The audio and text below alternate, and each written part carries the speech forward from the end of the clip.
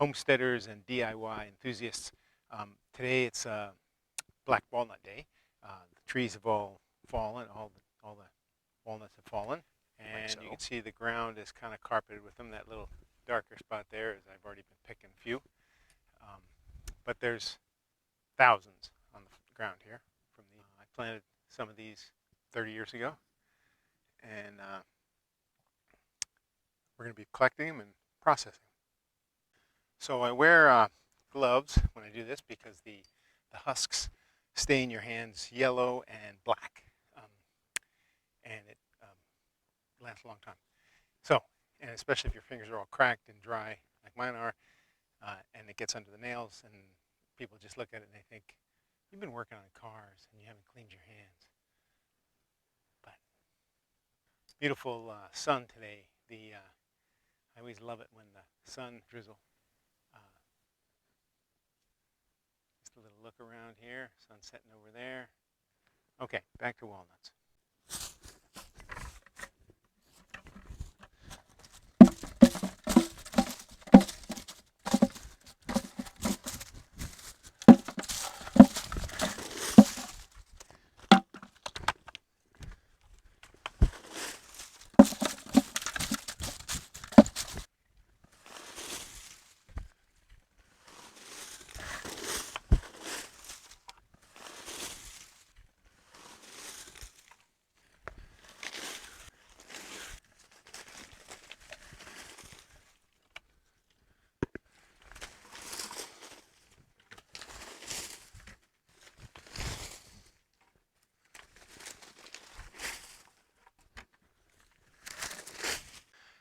Okay,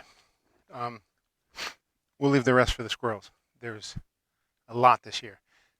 These walnut trees, they seem to have nuts every year, but this last year was a particularly heavy heavy nut year. They call it a mast year, and this is the second collection I've done. And the next thing we're going to do is we're going to drive over them with the car. That's right.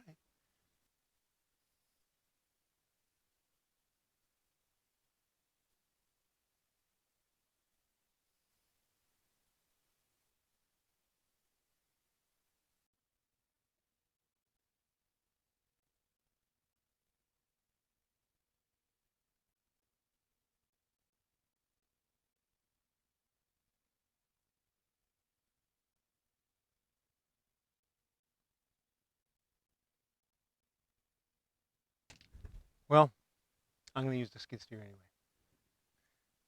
It didn't seem to, it crushed them, but I think with the bucket on the skid steer, I can kind of smush them and roll off the husks. I'm going to try.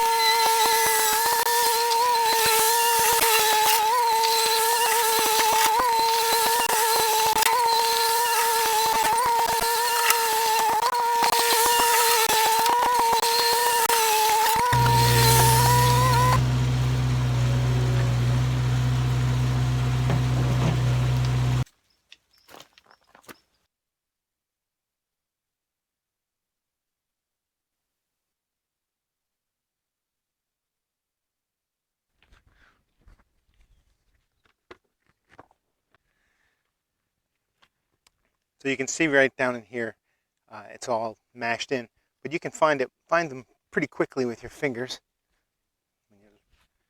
Just feel the round shapes, and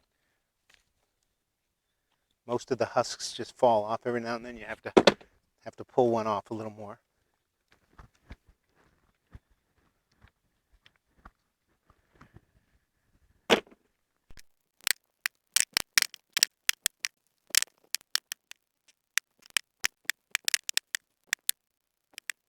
The next step is washing the nuts off because they still have quite a bit of stuff on them. And so the way I do that is like this.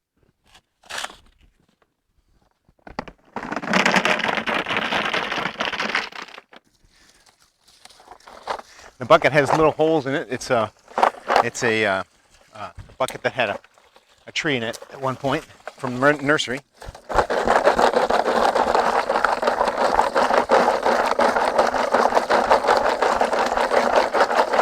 Then I take the bucket, dump them on the gravel. Dump them on the gravel in the sun, flatten them out so they can dry out. And I did this on the grass the last time, and I learned from that mistake. When I went to pick them up, I got a lot of grass, dry grass, in the process. So this should be better on the stones here.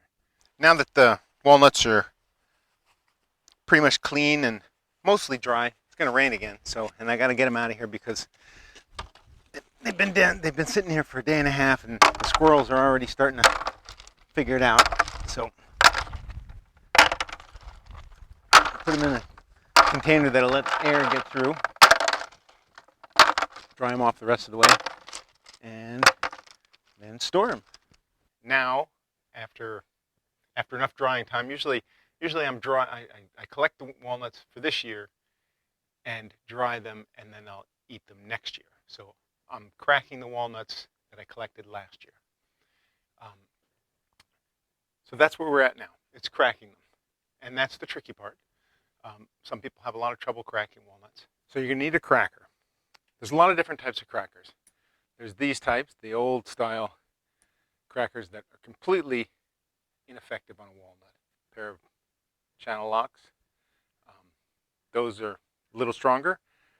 Still not what you need for a walnut. Then there's crackers you can buy in the store or at yard sales. This one adjusts. You put the nut in there and you crack it. Doesn't work for walnuts. There's the old tried and true hammer. That works pretty okay. I've used that before. But then you got to worry about smashing your fingers and pieces going everywhere.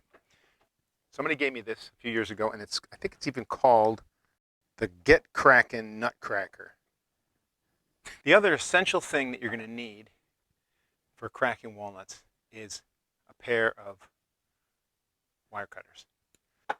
So I set this up on the table, put a towel down so my nut cracker, which is metal, doesn't scratch my table top, and I take a walnut from last year, and you can see that they're dry and they're hard. Their end is pointy, and one end is a little more flat, and the point end is down. And I put it in all the way to the back of the nut cracker and give it a little crunch like that. Now it breaks into a few pieces, and you can see that sometimes you can get a whole big half out like that. That's unusual.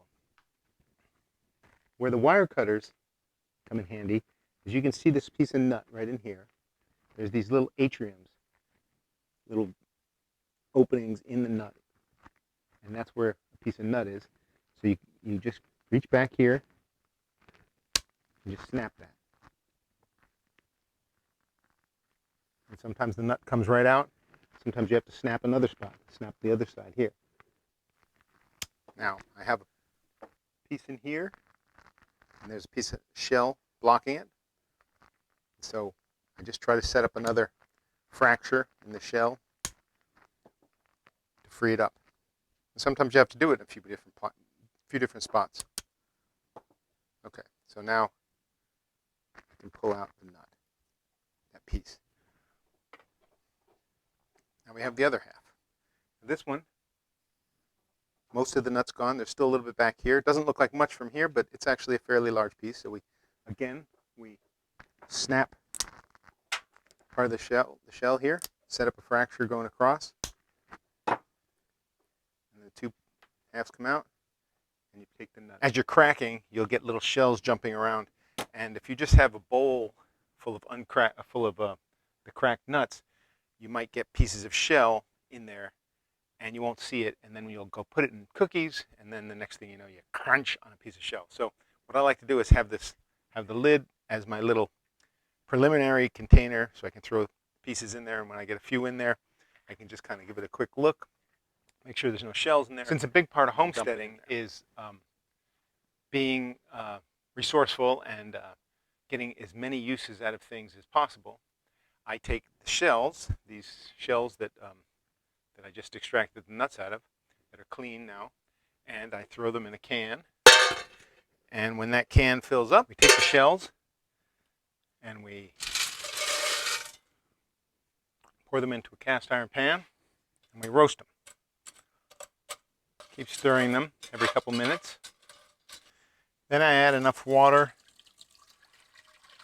to cover the shells, not nuts. Bring it all to a boil. Cover on it and let it boil for a few hours. Sometimes I take a couple days, do a little bit in the morning, a little bit in the evening. And I always make sure to keep adding water so that it doesn't boil off.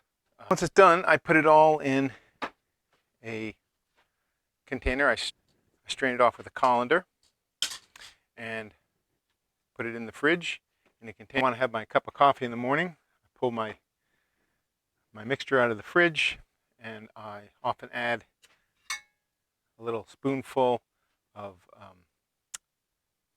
used grounds from coffee that I might, real coffee that I might have on the weekend, just to give it a little coffee flavor. And just pour it right in. I just pour it slowly so that the coffee grounds stay back in the cup, stay back in the pot. And you end up getting a nice full-bodied cup of coffee, so you don't get all the caffeine, which can affect your sleep. And it tastes good. It's not so good with milk. If you're one of those milk and sugar people, this might not be for you. But if you're a black coffee drinker, this could be the ticket. I only drink 1 cup, even though it's not got caffeine in it.